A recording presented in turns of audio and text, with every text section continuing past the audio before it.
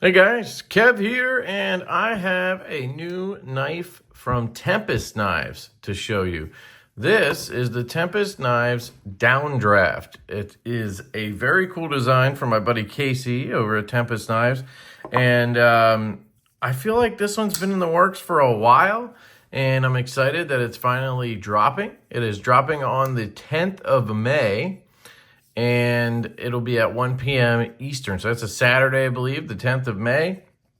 You can definitely check it out. There's going to be a Blade Binge exclusive, which is right here. So it's going to be that Brittany camo carbon and a black washed blade. And then you have black PVD hardware and a steel pocket clip. It's going to be titanium hardware.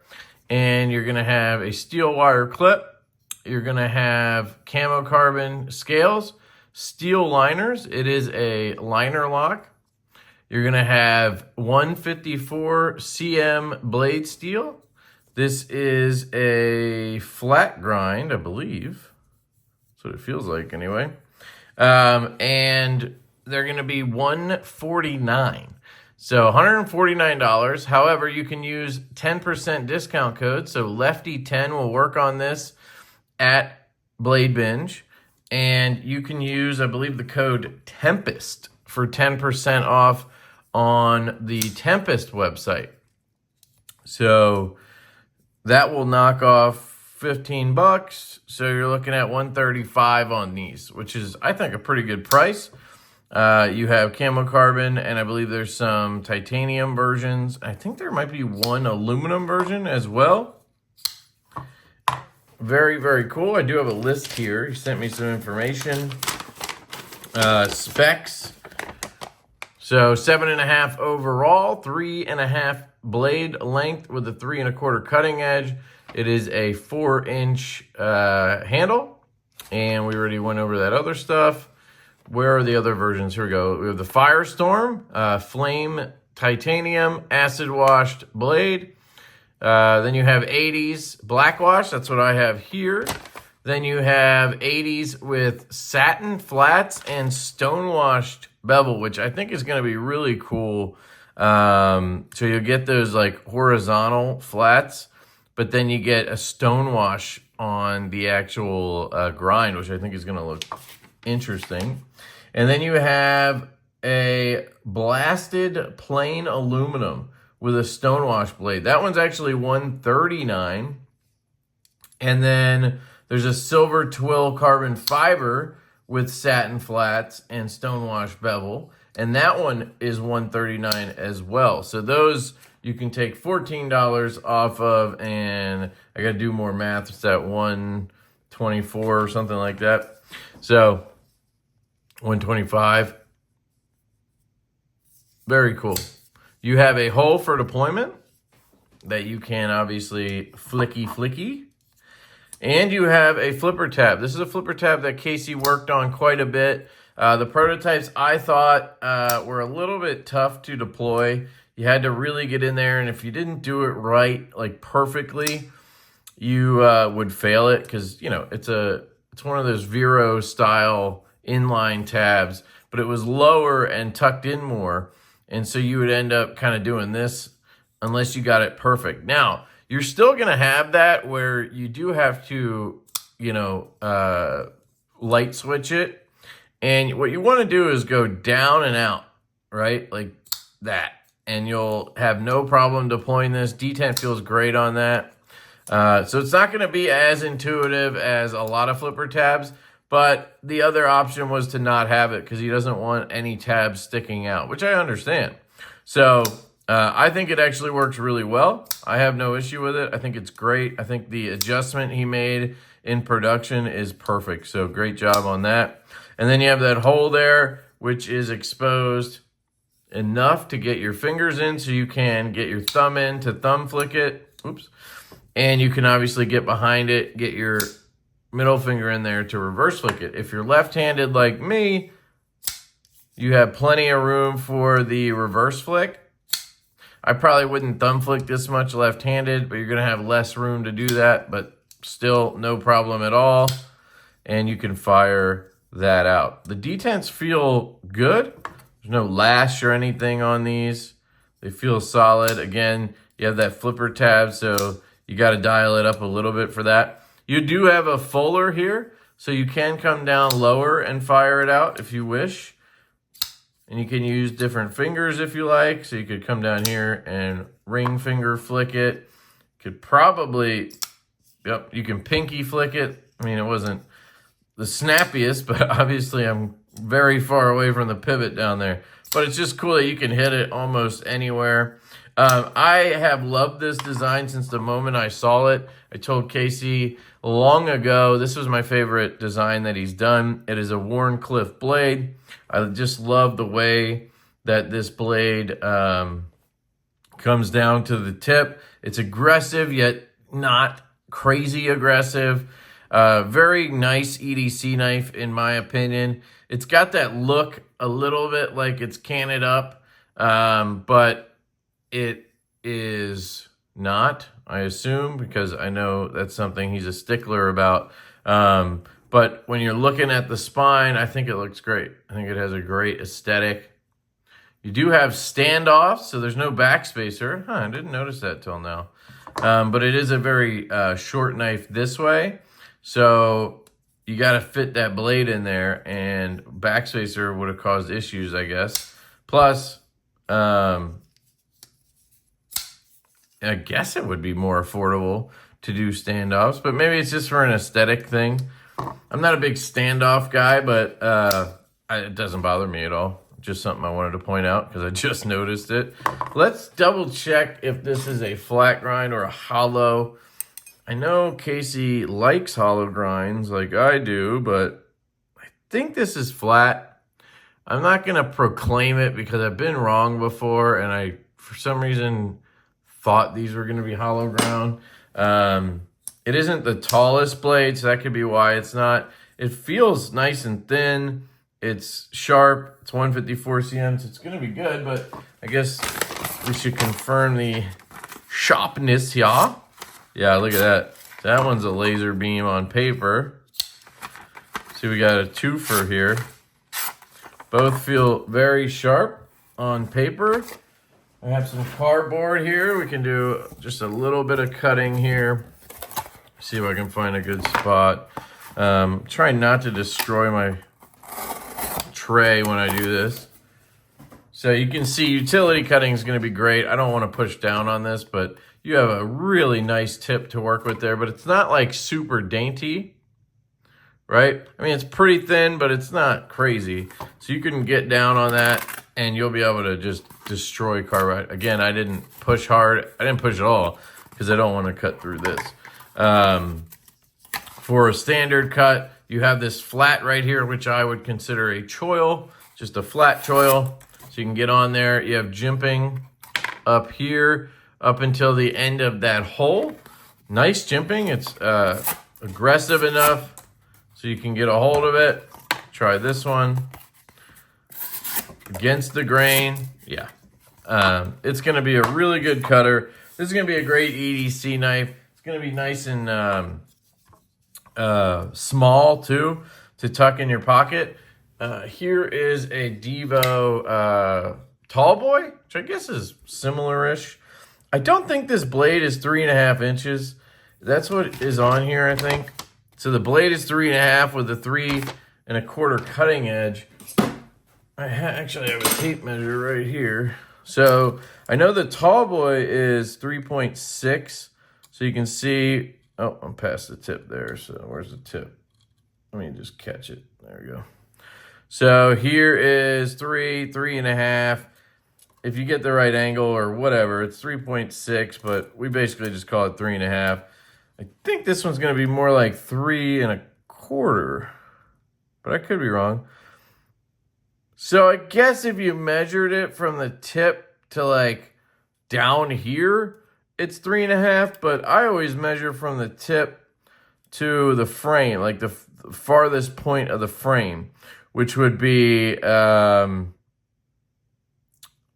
just like 3.3, something like that. Again, if you go from here to the first tip, it's going to be 3.5. If If you go all the way down here, I guess it's 3.6. So I guess that would make this 3.5. Anyway, 3.25 cutting edge. Point being is it actually feels smaller. Like this isn't a huge knife, but it's an 8-inch knife, right? So you have an 8-inch knife and you have a 7.5-inch knife. So there's less handle here. Gotta be. I mean, we like to make sure blade to handle ratio is good. And I think it's good on the tall boy. And you could see when you line these up pivot to pivot, this is why I'm like, is it 3.5? I don't know.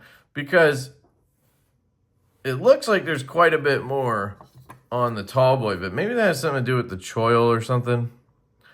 So if we bring these up frame to frame, you can see, so we go frame to frame.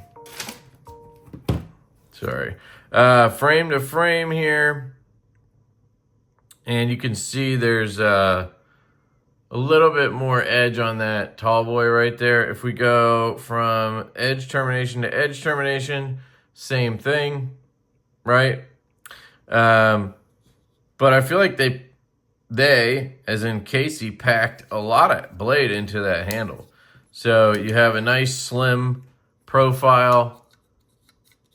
Just figured I'd do this comparison because I know a lot of guys like the tall boy, which is awesome. Glad you guys like it. But you can see it's nice and thin. It's got that thin profile. I mean, I think it's a little thinner, maybe. Let's check. Let's check out the handles. This one thins out here more, but they're pretty much the same, I'd say, across, which is nice. So it's nice and thin as well. You have a little bit of contouring on there. Yeah, I think it's very cool. Very cool. And then obviously this blade binge version is really nice. I like that as well. Do I have any gripes on the knife? I guess the only thing I've noticed is when enclosing the knife, there's not like a solid click. It's more of like, it just kind of sucks it in. The detent's fine. It's just the acoustic on the close is a little bit thuddy. But that's pretty normal. It's kind of a Kubi thing. Again, here's the tall boy. These are kind of hit and miss. See, that one has a nice click. But I have other ones where it just kind of just thuds in. So that's a personal preference thing. 99% of you do not care at all about that. That's just me. I got to come up with something to nitpick, right? That's really all I can come up with. One other thing I guess I would pick at is the wire clip. I love wire clips. You guys know that. We are moving towards milled clips on everything, and we're trying to, on the ones we can, we're trying to do the milled clips and then including a wire clip so you have both, right? But I prefer the low profile wire clip. Do I have one here that I can show you? Nope, that one is, that one's a milled clip.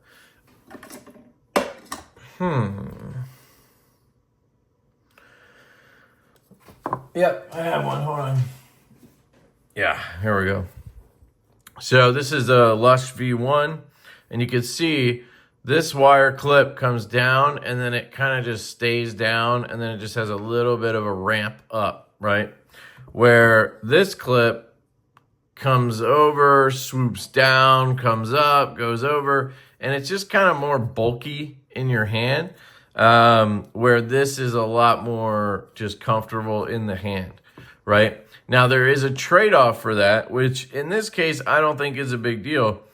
The trade-off is if you're front flipping or something, you can't grip this clip as well. So it's a little harder to get a hold of the clip to, you know, do your front flips and things like that. I personally am so used to being left-handed and having to grab the frame that it doesn't matter to me. But I have had people mention that. We use these on the Buzz too, and people mentioned, you know, it's hard. I don't have anything to really hang on to, right? Where on this clip, because it does all that, it stands up taller, you have more to grab. Now in this case, you don't really need it because you're not front flipping, but you still have that extra grip. That's another minor thing, but I do prefer the low profile wire clip personally. So really cool knife. I think it's gonna be a big hit for Tempest. I hope so. I think it's a winner. It's a great design.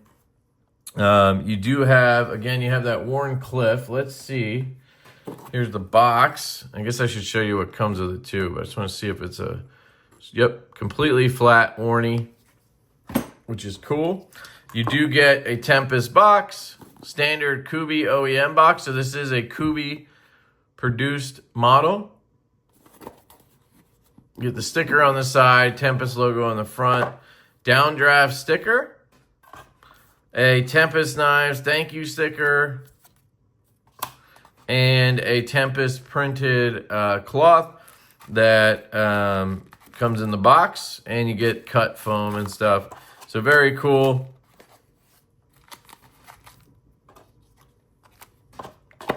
And you're getting all that for a $135 price if you use a code Lefty10 at Blade Binge or Tempest at Tempest Knives. And again, some of these are $149, some of them are $139. I love the 80s camo carbon with the black wash. I think that looks really cool. And I did want to take this apart. Casey was asking me about the bearings. I think it's a different size than he's had on other models. So he was asking about it, and I figured I'd confirm, take one apart. And I noticed one of these was just a little bit off center. So I wanted to take that one apart. But now they both look pretty good to me. If you look down here. Let's start with this one. I think this one is perfect. This one is looking good too. I think it's just a little off to this side. I don't know if it just kind of corrected itself. I've had that happen, believe it or not.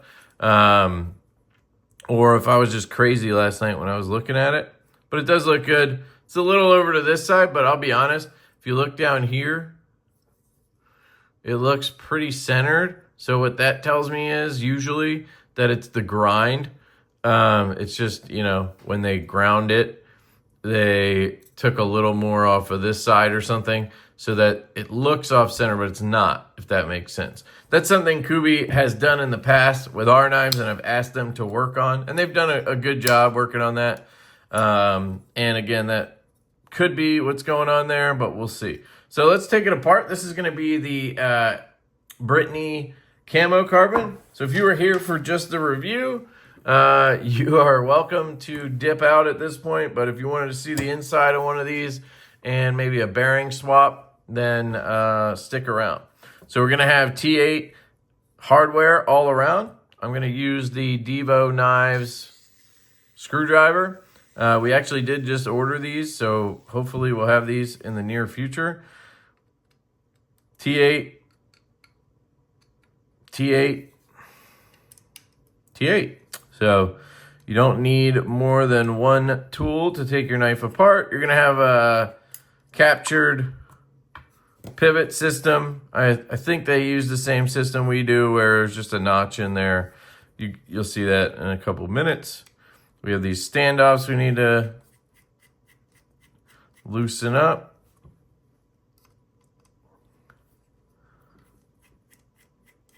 You might want to take the clip off first, just so you don't scratch it. I was just extra careful there. Okay, you don't need to take the clip off, but if you wanted to be safe about scratching it or something, you could, take those off. So yes, we are looking at 5mm 3/64 bearings. So these are the same bearings that we had in the mini growler. I think they're in the binge as well. Basically, any smaller knives that you're going to see from Kubi that they're OEMing. And these are fine. They work good. Most times when they put a knife together. They feel good. The action is real nice. The reason they use them is because on a lighter weight knife, a thinner knife, smaller knife, they can get better action out of these than 5mm 1/16. They can also go thinner on the knife. They don't need to add in that extra thickness. So it's really nice to have that. But the one downside with these bearings, and the reason why I personally like to put Skiffs in them, is the amount of balls. So if you look at them, there's 9 balls in here in each cage. So you have 18 total bearings. And if you get some Skiffaroonies out, which you can pick up at skiffmadeblades.com, and you can use my code LeftyEDC, you will get 10% off your order, which is really cool. 5mm 3/64, you can get 15 balls in each bearing. So that's 30 total ball bearings in there versus 18. That's 12 extra. To me, that's a pretty big difference. And it's a very good reason to use Skiff bearings in these knives with those stock bearings. Now, is it necessary? No. Do you have to do it? No, that's the same thing.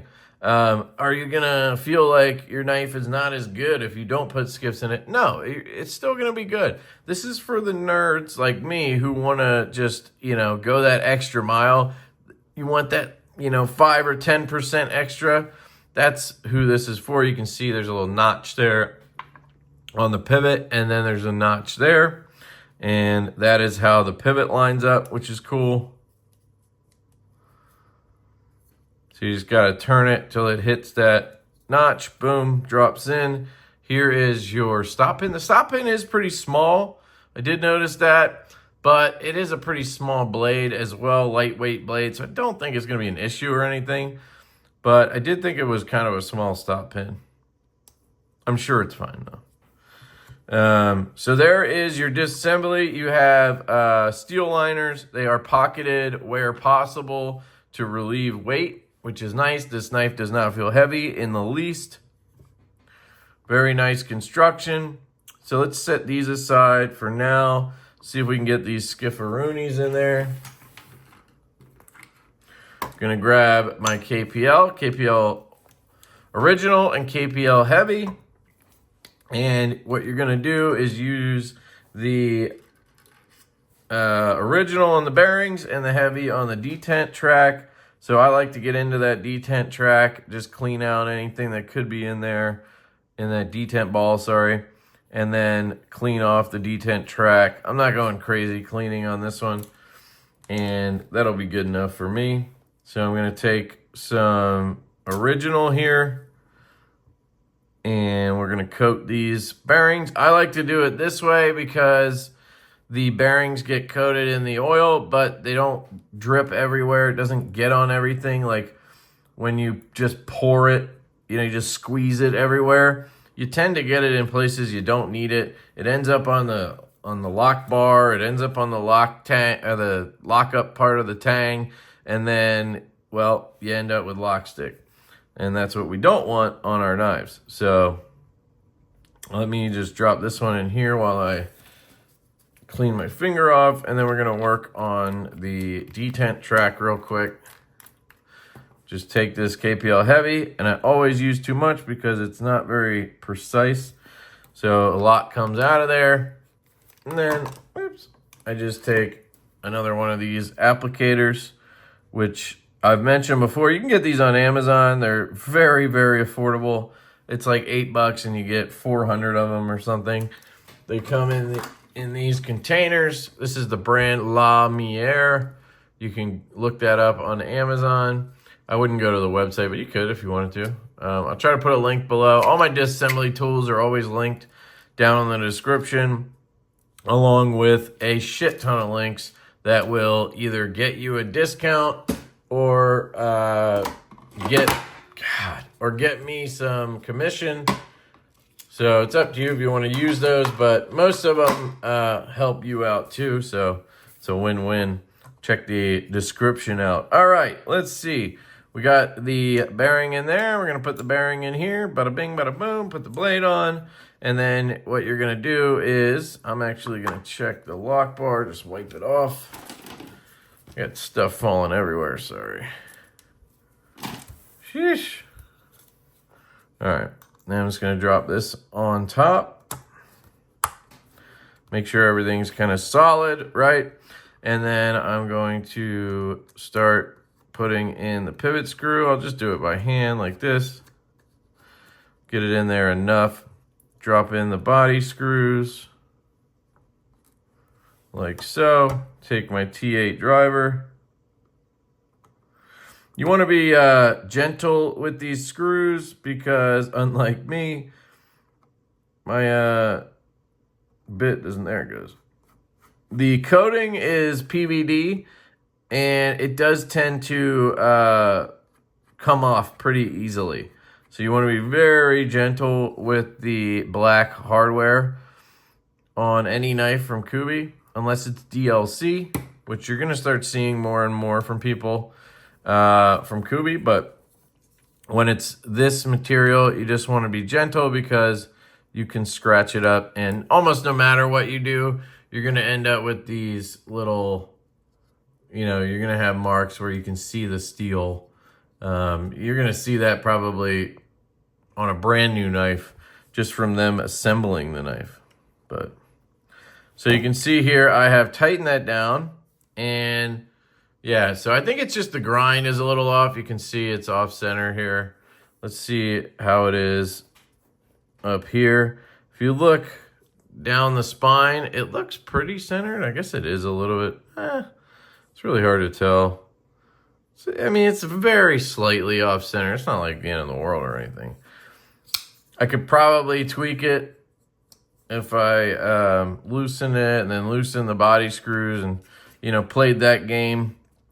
I just don't really like playing that game. Also, it could be the Skiff bearings, who knows? But there, I just used a little bit of pressure and it pretty much centered it up. We have no lash. We have no play. It is solid. There is no rock. And we are swinging down. So we've got her dialed in on the Skiffaroonies. And again, they are the 5mm 3/64. You can use the code LeftyEDC at skiffworkshop.com or skiffmadeblades.com and save yourself 10%. Getting a little bit of grab here on the lock bar. I think maybe I got a little oil on there or something. Where's my alcohol? Of course, it's not here. Let me just see.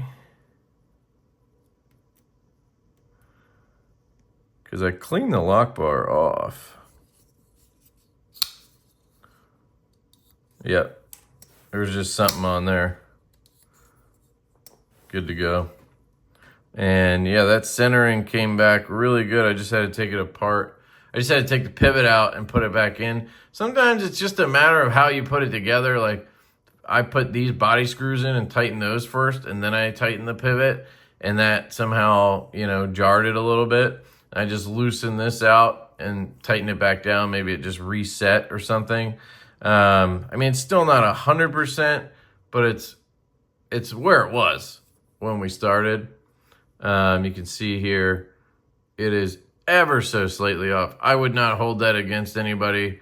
Actually, that looks fucking centered to me, so I think I'm splitting hairs here. You can see that one's perfect. Anyway, that is the Tempest knives Downdraft, and you have an unboxing, an overview, and a disassembly, and a Skiff bearing swap. Covered it all in this one. Guys, check it out. Pick these up on May 10th. $149 for the camo carbon and titanium versions, I believe, and $139 for the twill and the aluminum version. That bead blasted aluminum looks really cool. When Casey first did it, I had never seen blasted aluminum before. I didn't even know they did that. I thought you had to hard anodize it, had to hard coat it. But he did it, and it looks good. It is a very cool aluminum finish. And now that's actually the only finish that Kubi will do on aluminum, because they're having a lot of trouble with the shop, I guess, that was doing the coating for them. So, yeah, they're not offering any different aluminum finishes beyond that blasted aluminum. So you might see it more often, I don't know. Or you'll just see less aluminum, which is probably what will happen. But anyway, that's it. Shout out to Tempest Knives. Shout out to Casey. Thank you for sending these out. Thank you to Blade Binge for sending this one out. I believe I do need to return this one to Blade Binge, and I believe this one was for me to hang on to. So shout out to Casey for that. I appreciate you, brother. And yeah, if you guys have any questions, leave them in the comments. I'm sure Casey or Eric from Blade Binge will be able to answer those. Great people at both places. Can't recommend either enough. And May 10th at 1 p.m. Eastern Time is your drop. I love you guys. I hope you have an absolutely fantastic day, and I will catch you later. All right, just for fun, let's see how fast I can put these skiffs in. You ready? Set, go. All right. I took them out of the dark mode one. I realized that was the one I was supposed to send back. But it was the one that I thought needed them. So I did it, you know.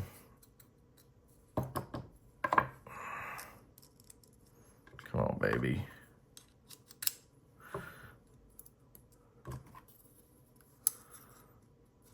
Ah! No. It was on a damn roll there.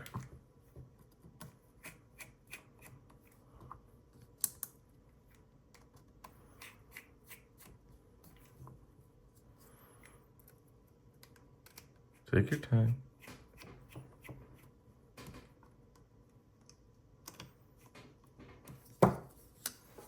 Less than a minute. Hell yeah, dude.